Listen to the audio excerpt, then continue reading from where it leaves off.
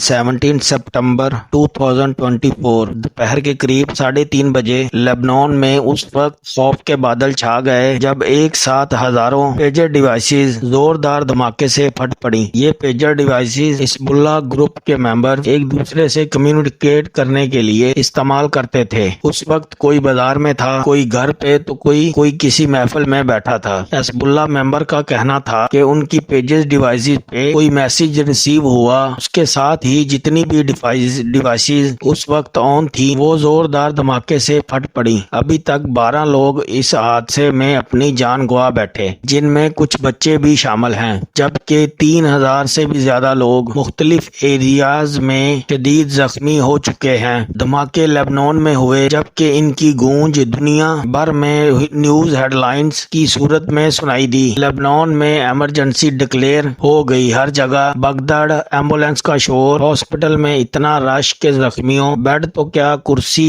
भी कम पड़ गई। अभी ये मामला थमा ही नहीं था, हालात काबू में आए ही नहीं थे। अगले दिन 18 सितंबर 2024 हिजबुल्लाह के हैंड रेडियो सेट्स भी एक साथ धमाके से फट पड़े। 3000 से भी ज्यादा डिवाइसेस का एक साथ फट जाना किसी भी तरह से नॉर्मल नहीं है। हिजबुल्लाह ने इन सब की जिम्मेदारी अपने सबसे बड़े दुश्मन इजराइल पर डाली है, लेकिन आखिर ये सब मुमकिन कैसे हुआ? नाजरीन, पेजर डिवाइस एक वायरलेस कम्युनिकेशन सिस्टम के जरिए काम करती है। इसमें किसी किस्म का सिम कार्ड या मोबाइल नेटवर्क इस्तेमाल नहीं होता। रेडियो सिग्नल के जरिए इस डिवाइस में टेक्स्ट मैसेज सिर्फ रिसीव हो सकते हैं, जबकि कॉल या ऑडियो मैसेज रिसीव करने का फंक्शन इसमें नहीं है। हिजबुल्लाह का ग्रुप पहले सेल फोन पर डिपेंडेंट था, लेकिन उनको खतरा था इजराइल, जिनके साथ वो पिछले कई महीनों से जंग लड़ रहे हैं, वो सेल फोन को हैक करके उनकी लोकेशन ट्रैक कर सकते हैं। यही वजह थी कि उन्होंने मोबाइल फोन पर बैन लगाकर सबसे सिंपल और सबसे सिक्योर डिवाइस पेजर को इस्तेमाल करने का फैसला किया, जिनको वो इजराइल की इंटेलिजेंस एजेंसी मोसाद से छुपकर एक अनाउंसमेंट ग्रुप के तौर पे इस्तेमाल कर रहे थे। इस अनाउंसमेंट ग्रुप में इम्पोर्टेड अपडेट्स एक साथ सबको रिसीव हो जाती। तमाम पेजर डिवाइसेस एक पेजर नेटवर्क के साथ कनेक्टेड होते हैं। जब भी कोई मैसेज भेजना हो, पहले वो पेजर नेटवर्क पे जाता है, फिर उस नेटवर्क से कनेक्टेड दूसरे जितने भी पेजर होते हैं उन तक ये मैसेज पहुंच जाता है। जब सिग्नल पेजर तक पहुंचता है, अपने यूनिक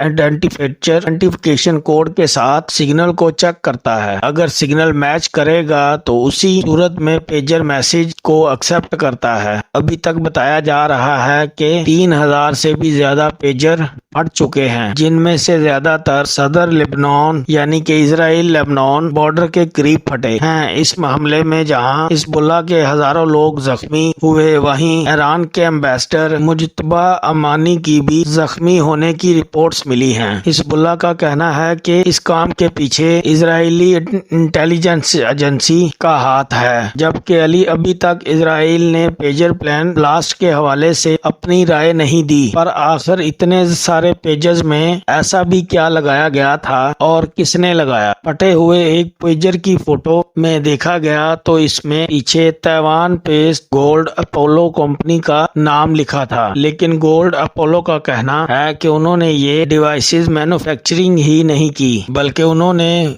BAC के नाम की कंपनी को अपना ब्रांड नेम इस्तेमाल करने की परमिशन दी थी। अगर ये काम प्रोडक्शन लेवल पे किया गया है, यानी डिवाइसेस मैन्युफैक्चर करते वक्त ही इसमें एक्सप्लोजिव सिस्टम इंस्टॉल किया गया है, तो इसका मतलब काफी पहले से इसकी प्लानिंग हो रही थी। हिजबुल्लाह का कहना है कि उन्होंने करीब 5000 पेजर डिवाइसेस ऑर्डर किए थे, जो कि 2024 की शुरुआत में लेबनान पहुंचे। गोल्ड अपोलो के फाउंडर सूचिन क्वान का कहना है कि जो पेजर्स फटे हैं उन मैन्युफैक्चरिंग ताइवान में नहीं हुई, बल्कि BAC कंपनी ने इसकी मैन्युफैक्चरिंग की है। पहले उन्होंने इस कंपनी की लोकेशन बताने से इनकार किया, लेकिन मामले की नजाकत को देखते हुए उन्होंने बताया कि ये हमें हंगरी के कैपिटल बुडापेस्ट की कंपनी نہیں ہے۔ پیجر کا یہ خاص ماڈل AR924 تھا جو کوڈ اپولو کے مطابق ہنگرین فرم BAC نے مینوفیکچر کیا۔ اس کا ڈیزائن، اس کے فنکشن اور اس کی سیل سب اسی فاؤنڈر نے کی، صرف نام گولڈ اپولو کا استعمال ہوا۔ گولڈ اپولو کے فاؤنڈر کا کہنا تھا قریب 3 سالوں سے یہ کمپنی ان کی پارٹنر ہے، پر ایک بات پر ان کو بھی حیرانی ہے، پر یہ تو ہنگرین کمپنی لیکن ان کی پیمنٹس مڈل ایسٹ سے آتی ہیں۔ BAC کنسلٹنگ کی ویب سائٹ جو کہ ابھی کھل نہیں رہی، اس میں بھی لکھا تھا کہ یہ ٹیلی کمیونیکیشن پروڈکٹس میں ڈیل کرتے ہیں اور یہ پچھلے 10 سالوں سے اس بزنس میں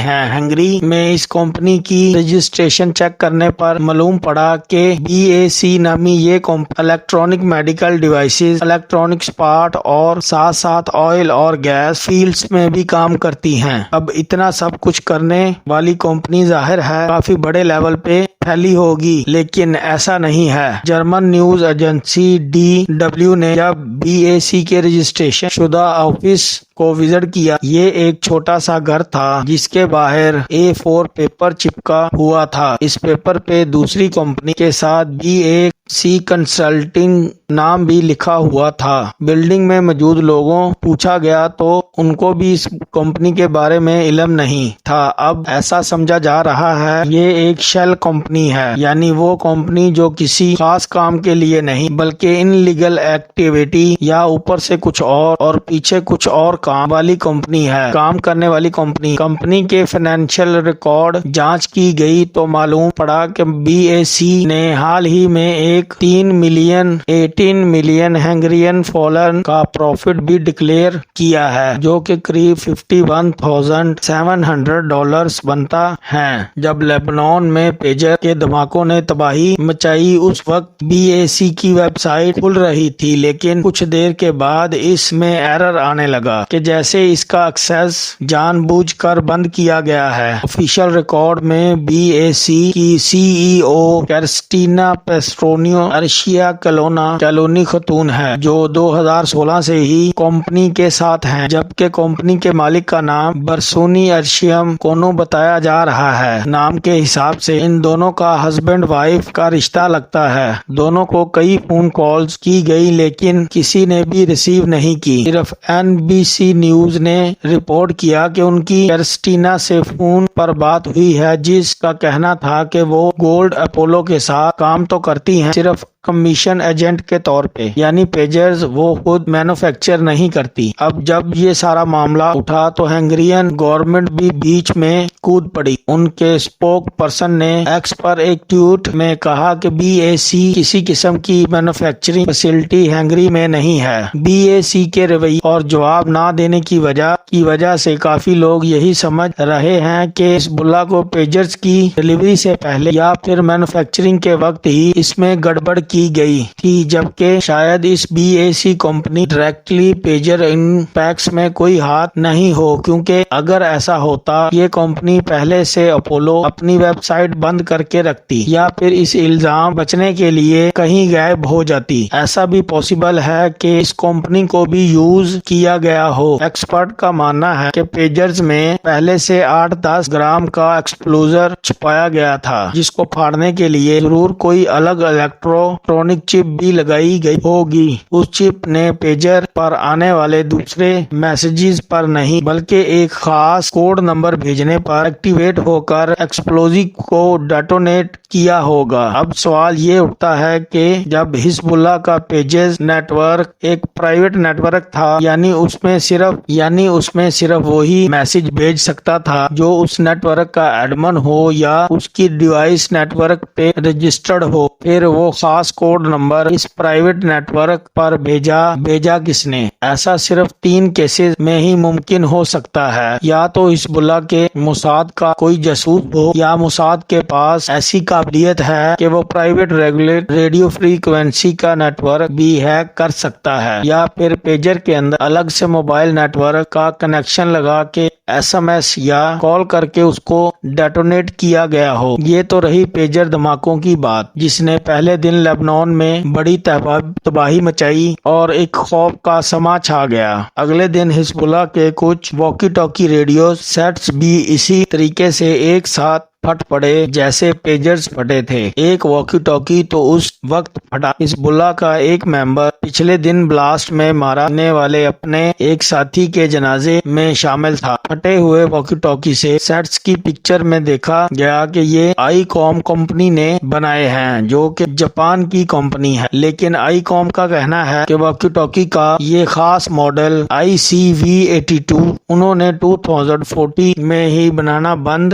کر دیا تھا۔ حزب اللہ نے یہ واکی ٹاکی سیٹس بھی قریب 5 مہینے پہلے ہی خریدے تھے، ٹھیک اس وقت جب پیجر ڈیوائسز لبنان میں آئی تھیں۔ لیبنیز سیکیورٹی فورس کا کہنا ہے کہ اسرائیل کی ایجنسی موساد دوسرے ملکوں میں اسی طرح کے باریک آپریشن کرنے میں کے لیے کافی فیمس ہے، اور انہوں نے ہی بڑی پلاننگ سے مہینوں پہلے پیجرز اور واکی ٹاکی میں ایکسپلوزیو پلانٹ کیے ہوں گے اور پھر موقع دیکھ کر ان کو ڈیٹونیٹ کیا ہوگا۔ آپ کو یہاں بتاتے چلیں کہ پہلے بھی اسرائیل کی موساد ایجنسی پر کافی ایسے مشنز کا الزام لگ چکا ہے جو کہ چھپ کر کیے گئے۔ 2010 میں موساد نے اسٹکس نٹ نامی ایک کمپیوٹر لانچ کیا اور اس کا ٹارگٹ تھا ایران کا نیوکلیئر پروگرام۔ اس اٹیک میں اسرائیل ساتھ امریکہ کو بھی جوڑا جاتا ہے۔ 2007 میں آپریشن آرچر تھا، جس میں اسرائیل نے سیز کیا کہ ایئر ڈیفنس سسٹم کو ہیک کیا تاکہ ان کا سسٹم اسرائیلی جیٹس کو ڈیٹیکٹ نہ کر پائے۔ موساد پر یہ بھی الزام لگائے گئے ہیں کہ انہوں نے سائبر کیپیبلٹی کا کرتے ہوئے مختلف ملکوں، کمپنیز، انڈیویجول پر سپائنگ کی ہے، یعنی چھپ کر ان کی جاسوسی کی ہے۔ لیبنان میں ہونے والا پیجر اٹیک اپنی نوعیت کا سب سے خطرناک حملہ سمجھا جاتا ہے، جس کی ہسٹری میں ابھی تک کوئی مثال نہیں ملتی۔ اس واقعے نے دنیا بھر میں ایک نئی بحث چھیڑ دی ہے کہ اگر یہ کام پیجر یا واکی ٹاکی کے ساتھ کیا جا سکتا ہے تو کیا ہمارے موبائل فونز اس سے محفوظ رہ پائیں گے یا نہیں۔ جنگیں پہلے بھی ہوتی رہی ہیں اور آگے بھی ہوتی رہیں گی، لیکن حملہ کرنے کا نیا طریقہ ایجاد ہو چکا ہے جس سے بچ کے رہنا کافی مشکل نظر آتا ہے۔